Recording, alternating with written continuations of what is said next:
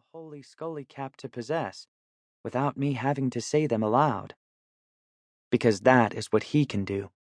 His ability. I do not yet have an ability. I am only an almost 12-year-old boy, small for my age, black-haired like my mother, wanting no more than for the life I have to keep going as it is. All these things are held in that moment. Everything I am about to lose. My mother adding up numbers inside her head.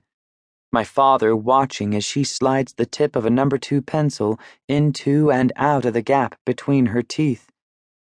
Me with something rare I am waiting to show my father.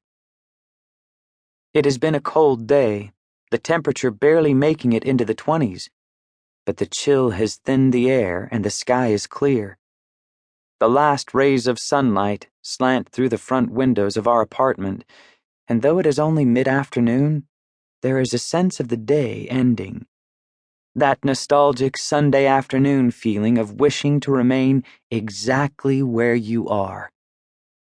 Those things, too, are held in that moment.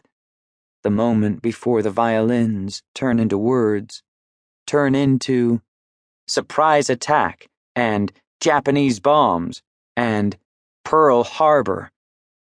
It is my father's hand I'm looking at when my eyes go bad. My father's hands are not like anyone else's. The skin in the creases has been bleached white by the chemicals he uses to develop his photographs. My father shoots portraits, and I think of these white marks as the ghosts of every picture he has ever taken.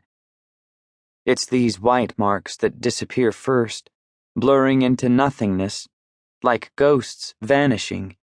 Then the hand itself, the edges melting away, dissolving into a table painted a red that doesn't belong in a kitchen.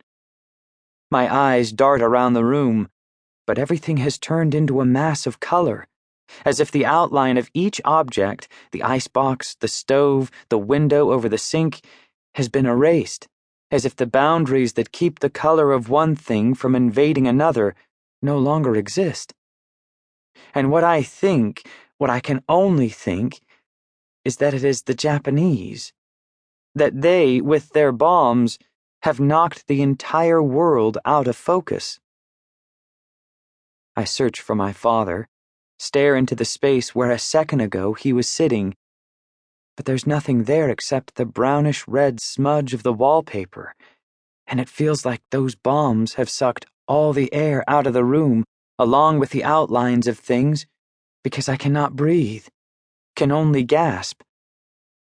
I hurl my arm into the place where my father had been, stunned that the Japanese could have taken him from me, amazed at their evil magic. My hand collides with something, the bones of his chest, the worn fabric of his shirt.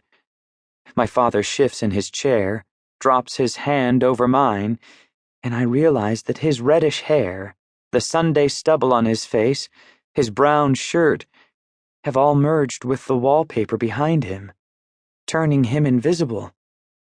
I press the flat of my hand against his chest until I can feel his heart beating. And that's better, but only a little, because now Aunt May, my mother's sister, and Uncle Glenn are in our kitchen, which I know only by the sound of their voices, the two of them up from their apartment 1 floor below, and I have the sense from the confident movement of their blurs, Uncle Glenn's pudgy and beer-colored, Aunt May's still in the navy blue suit she wore to Mass, that they do not see our kitchen as an unnavigable smudge of color. And I'm figuring out, by the way Aunt May is clattering what sounds like rosary beads on the table and saying we should all go straight back to Good Shepherd and repeat 1,000 Hail Marys for peace, saying to my father, yes, even you, Dennis, my father having long declared that Ireland more than cured him of Catholicism. And by the way Uncle Glenn keeps repeating that first thing tomorrow morning he's going to Whitehall Street and joining up.